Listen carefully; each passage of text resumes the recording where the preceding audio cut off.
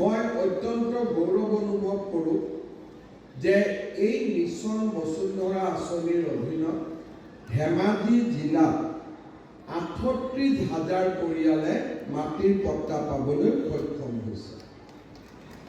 এতিয়া আপোনালোকে চিন্তা কৰক, কেইদিনমান আগতে প্ৰধানমন্ত্ৰী নৰেন্দ্ৰ মোদী ডাঙৰীয়াই স্বাধীনতাৰ ৭৫ বছৰ উপলক্ষে অমৃত উৎসৱ দেশবাসীৰ লগত পালন কৰিছিল। ৭৫ বছৰ ধেমাজি জিলাৰ 38,000 পৰিয়ালৰ হাতত আজিলৈকে মাটিৰ কাগজ নাছিলে। মাটিৰ কাগজ নথকা মানে কি, যে আমি চৰকাৰৰ ঘৰত ভূমিহীন পৰিয়াল, আমাৰ মাটিৰ মূল্য নাই, যি মাটিত বাস কৰি আছো, মাটি বিক্ৰী কৰিলেও আমি উপযুক্ত মূল্য নাপাওঁ, বেংকত আমি মাটি মৰ্গেজ দিব নোৱাৰোঁ, আৰু মাটিৰ হিচাপ নথকাৰ কাৰণে সদায় কাজিয়া পেচাল লাগি থাকে।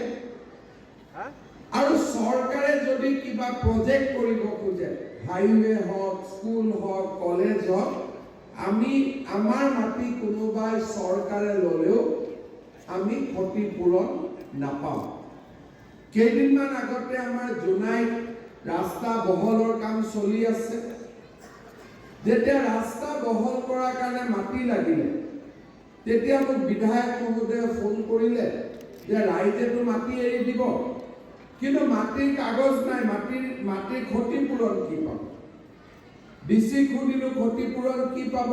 বোলে খালি জিৰাতখিনি পাব আৰু একো নাপাব। কিন্তু একেখিনি মানুহৰ হাতত আজি আমি যেতিয়া মাটিৰ পট্টাখন তুলি দিলোঁ,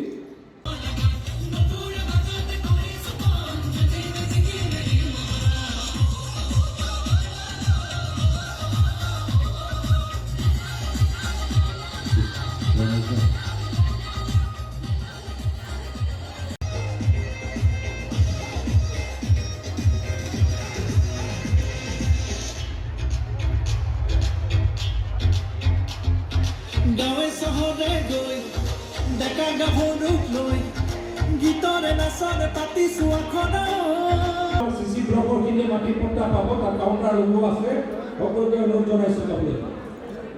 আজি আমাৰ নৱগঠিত চিচিৰ বৰগাঁও সমষ্টিত ভূমিহীন লোকৰ মাজত ১২,০০০তকৈ অধিক ভূমিপট্টা প্ৰদান কৰা হ'ল। মিছন বসুন্ধৰা দ্বিতীয় আঁচনিৰ অধীনত ধেমাজি জিলাত সৰ্বাধিক ৩৮,০০০ পৰিয়ালে ভূমিৰ পট্টা লাভ কৰিলে। ই এটা বিৰল সাফল্য। মই ভাবোঁ মিছন বসুন্ধৰা ৩ৰ অধীনতো আমি আন ব্যক্তিসকলকো ভূমিৰ পট্টা দিব পাৰিম। মই পুনৰ এবাৰ ধেমাজি জিলা প্ৰশাসন আৰু ধেমাজিৰ সকলো ৰাইজক অভিনন্দন জনাইছোঁ। জলডুবিৰ ক্ষেত্ৰতো আমি নীতি লৈ আছোঁ, PRFৰ ক্ষেত্ৰতো আমি নীতি লৈ আছোঁ। VGR PGRৰ ক্ষেত্ৰত সুপ্ৰিম কোৰ্টৰ এটা অৰ্ডাৰ আছে, আমি পৰীক্ষা কৰি আছোঁ তাক কেনেকৈ আমি কৰিব পাৰোঁ।